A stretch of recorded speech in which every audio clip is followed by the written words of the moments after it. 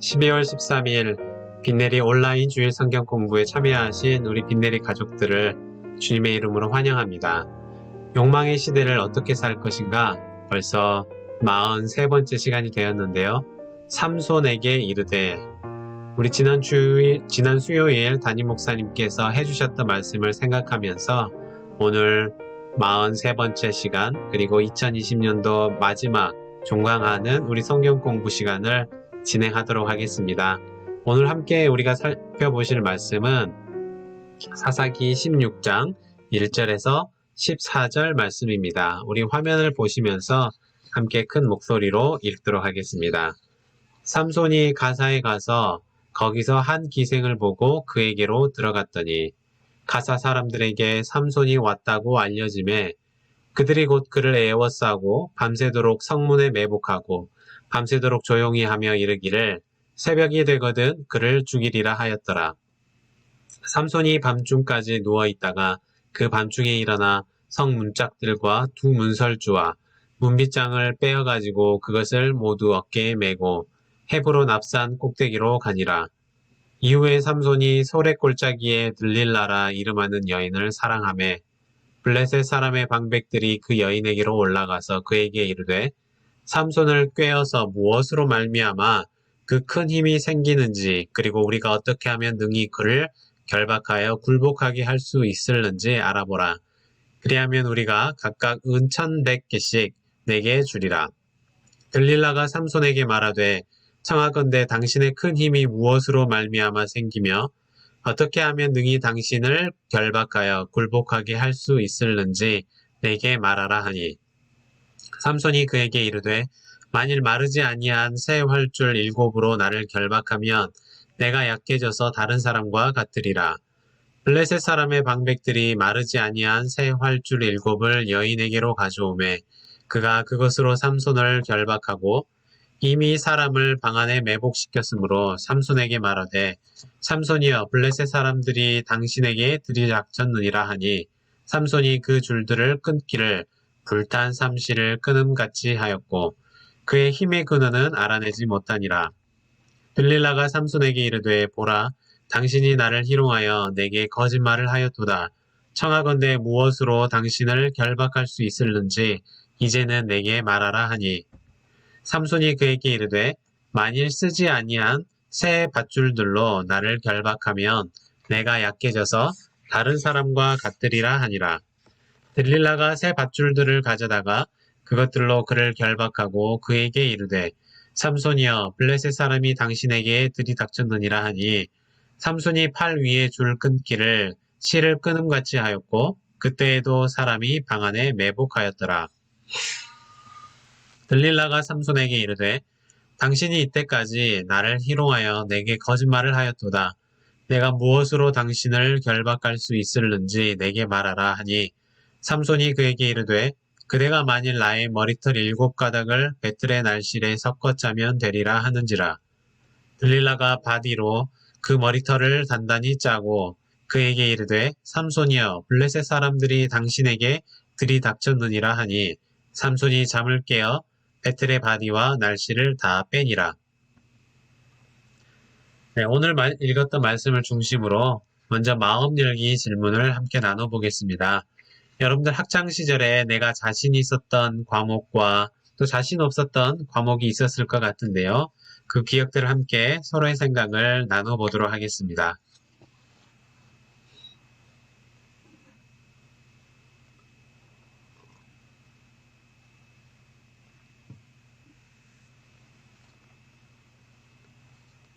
시간이 부족하시는 분들은 영상을 잠시 멈추시고 나누셔도 좋겠습니다. 사람은 누구나 장단점이 있듯이 공부하는 것도 마찬가지인 것 같습니다. 어떤 사람은 이 과목을 잘하는 반면에 또 어떤 사람은 저 과목을 잘하기도 하죠. 실제로 수학을 잘하는 사람이 있고 국어를 잘하는 사람이 있습니다. 또 혹은 사회를 잘하는 사람이 있는 반면 과학을 잘하는 사람도 있죠. 또 어떤 사람은 국영수는 잘 못하지만 예체능 과목을 잘하는 그런 친구들도 있었습니다. 이처럼 누구에게나 잘하는 과목과 또 조금은 부족한 과목이 있을 것입니다. 제 경우에는 국어, 영어 이런 과목은 잘했었는데 수학 같은 과목은 정말 못했던 것 같습니다. 그때는 이런 주요 과목을 다 잘해야 좋은 대학에 갈 수 있었었는데요. 지금은 시대가 바뀌면서 특정 과목 한두 가지만 잘해도 좋은 학교에 진학할 수 있도록 좋은 길이 바뀌고 있다라는 이야기를 들었습니다. 영어 한 과목만 잘해도 혹은 수학 한 과목만 잘해도 찾을 수 있는 길이 있다는 것인데요. 여기서 중요한 것은 우리가 나 스스로에게 있는 장점 혹은 단점이 무엇인지 잘 파악해서 단점은 보완하고 장점은 극대화하는 것입니다.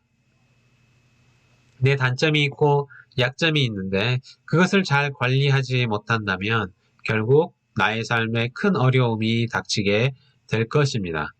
오늘 말씀 속에도 자기 약점 관리를 잘 하지 못했던 사람, 바로 삼손이 등장합니다. 오늘은 또 어떤 사건, 사고가 일어날지 함께 살펴보겠습니다. 그러면 말씀 열기 첫 번째 질문 함께 보겠습니다. 삼손이 블레셋 가사에 내려가서 한 일은 무엇입니까? 네, 1절을 보시고 답을 적어 보시기 바랍니다.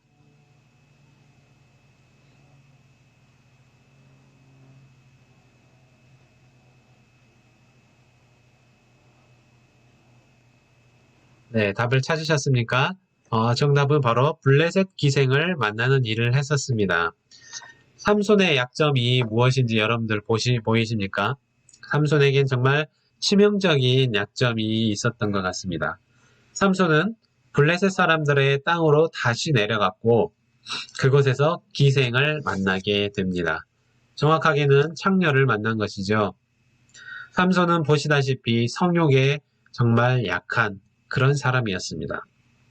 바로 직전에도 삼손은 자신의 성욕을 주체하지 못하고 이방 여인과 사랑을 나누다 정말 끔찍한 복수극에 휘말리게 되었죠. 그런데 삼손은 다시 또 넘어지고 있습니다. 앞뒤 본문들을 살펴보면 어떻습니까? 삼손이 딱히 반성을 했다거나 자신의 죄를 뉘우쳤다거나 약점을 극복하기 위해서 노력했다는 그런 흔적도 전혀 보이지 않는다는 것입니다.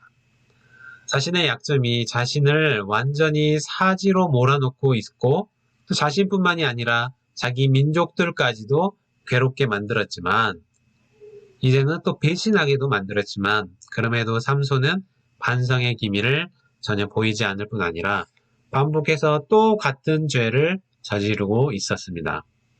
이런 모습을 보면 삼손은 어떻습니까? 육체적으로 정말 엄청난 힘을 가졌지만 도덕적으로, 영적으로는 정말 약했던 사람이 바로 삼손인 것 같습니다. 결국 삼손은 다시 블레셋의 한 복판으로 들어가게 되었습니다. 자신의 힘을 과신했을 수도 있겠죠. 혼자서 수천 명을 때려잡았으니까 어떤 세력도 두렵지 않았을 것 같습니다. 그러나 아무리 자기 힘이 세고 또 이겨낼 자신이 있다고 해도 또 다시 이방 문화의 한 복판으로 자기 발로 걸어 들어가는 이 사사의 모습, 이 모습을 보면 이스라엘의 지도자가 될 만한 사람처럼 보이지 않는 것이 사실입니다. 이제 또 앞으로 어떤 전투가 벌어질지, 어떤 배신과 복수가 난무하게 될지 또 함께 살펴보겠습니다. 2번 질문 보겠습니다. 나의 신앙을 성장하지 못하게 발목을 잡는 약점은 무엇입니까? 네, 잠깐 화면을 멈추시고 서로의 경험을 나눠보시기 바랍니다. 네, 나눠보셨습니까? 우리가 삼손의 모습을 계속 살펴보고 있는데요. 삼손처럼 우리의 신앙을 바르게 성장하지 못하게 발목을 잡는 약점이 있으십니까? 때로는 우리가 살면서 생기는 여러 가지 중독적인 증상들, 이것이 하나님을 더 사랑하고 신앙적으로 성장하는 일을 가로막는 장애물이 될 수 있을 것입니다. 우리가 잘못된 일에 습관적으로 중독이 되어서 영적으로 묻어지기 전에 깨어 있어서 우리 삶을 돌아보고 점검하고 또 선한 일에 힘을 내는 저와 여러분 되시기를 바랍니다. 세 번째 질문입니다. 블레셋의 기습 공격을 당한 삼손은 어떻게 대항하였습니까? 네, 3절 말씀을 보고 함께 성경 속에서 답을 찾아보시기 바랍니다. 네, 블레셋을 삼손은 어떻게 대응했습니까? 바로 성 문짝을 뜯어버렸습니다. 블레셋 사람들이 소식을 들었습니다. 삼손이 기생 여자를 만나서 밤을 보내고 있다. 그래서 그 얘기를 듣고 블레셋 사람들은 기습 작전을 준비합니다. 그런데 어떻게 이 소식을 알게 되었는지 모르겠지만 이 밤중에까지 기생 여인과 시간을 보내던 삼손이 3절을 보시면 삼손이 밤중까지 누워있다가 그 밤중에 일어나 성 문짝들과 두 문설주와 문빗장을 빼어가지고 그것을 모두 어깨에 메고 헤브론 앞산 꼭대기로 가니라. 어떻습니까? 삼손의 괴력이 정말 어마어마하지 않습니까?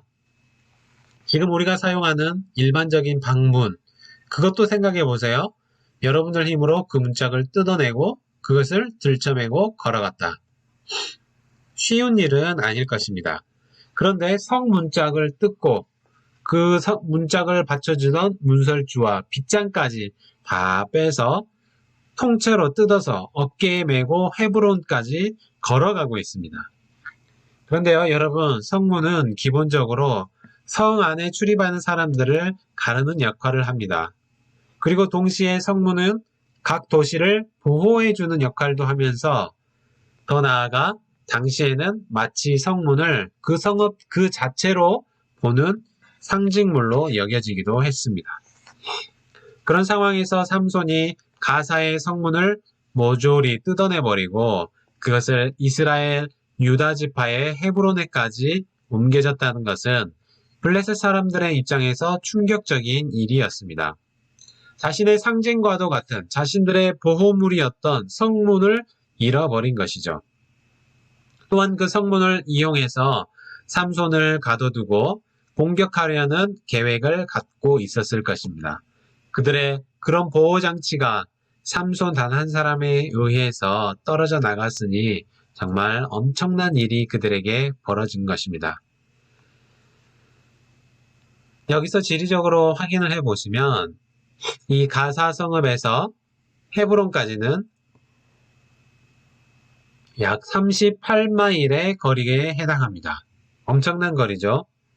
저도 지금 포트워스에서 교회까지 매일 50마일을 출퇴근을 하고 있는데요. 차로 달려도 1시간이 되는 거리를 그 무거운 성문을 짊어지고 그곳까지 달려갔습니다. 그런데 여기서 의문이 생기죠. 문짝을 뜯어서 그냥 던져버리는 것만으로도 사람들에게 충분히 충격과 공포를 주었을 것입니다. 그런데 왜 그것을 굳이 유다지파의 땅 헤브론에까지 끌고 갔을까 생각을 해볼 수 있는 것입니다. 그것은 바로 유다지파 사람들에게 보여주기 위함이었습니다. 어떻습니까? 바로 앞산 단락에서 유다 사람들이 삼손을 어떻게 했죠? 그를 밧줄로 묶어서 블레셋 사람들에게 팔아 넘기지 않았습니까?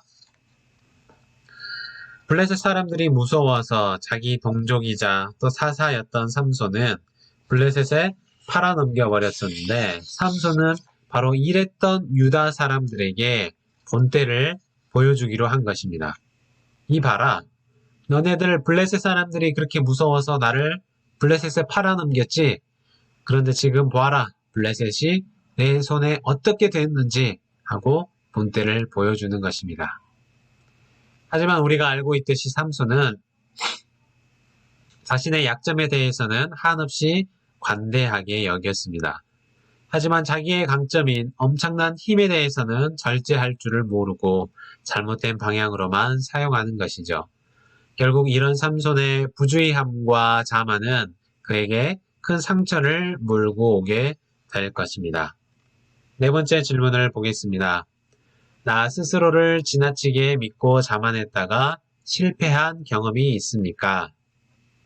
네, 잠깐 화면을 멈추시고 서로의 경험을 나눠보시기 바랍니다.